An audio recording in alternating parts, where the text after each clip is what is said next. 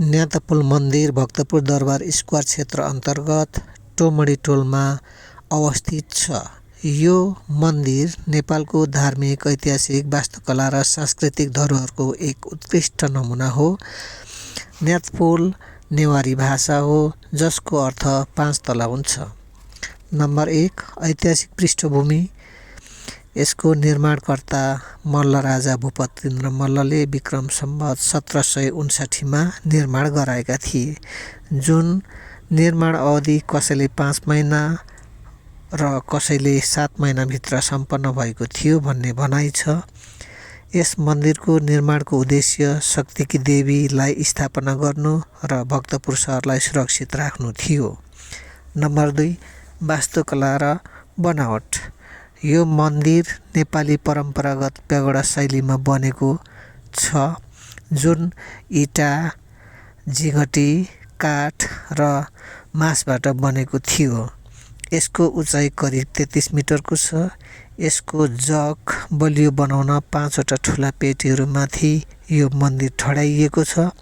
मन्दिरको टुप्पाको गजुर पूर्णताको प्रतीक मानिन्छ। यो नेपालकै सबैभन्दा अग्लो मन्दिर हो। नम्बर 3, मन्दिरका संरक्षकहरू।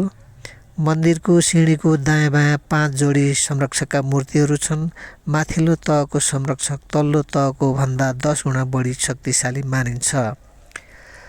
पहिलो स्टेपमा जयमल र पत्ता, जुन प्रसिद्ध राजपूत पहलवानहरू मानिन्थ्यो, जय र विजय पनि भन्ने गरिन्थ्यो।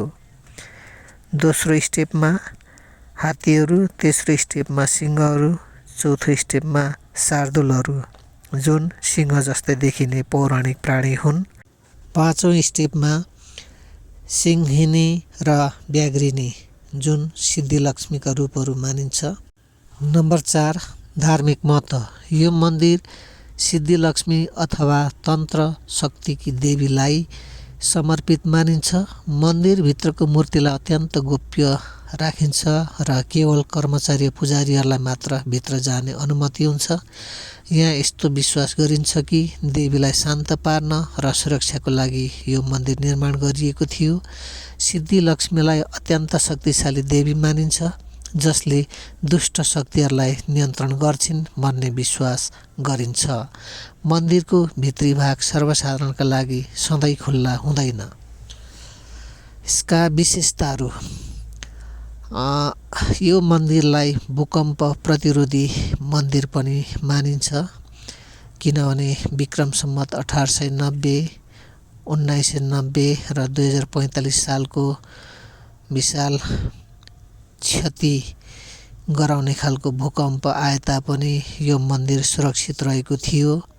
तर 2072 सालको भूकम्पमा भने यसको 1 तलाको छाना भत्किएको थियो र पछि पुनर्निर्माण गरियो।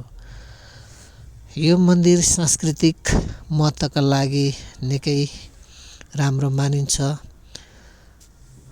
यहाँ बिस्केट जात्रा महत्त्वपूर्ण मानिन्छ र यो भक्तपुरको पहिचानको प्रमुख प्रतीक पनि हो र यहाँ पर्यटकको आकर्षक केन्द्र भएको छ।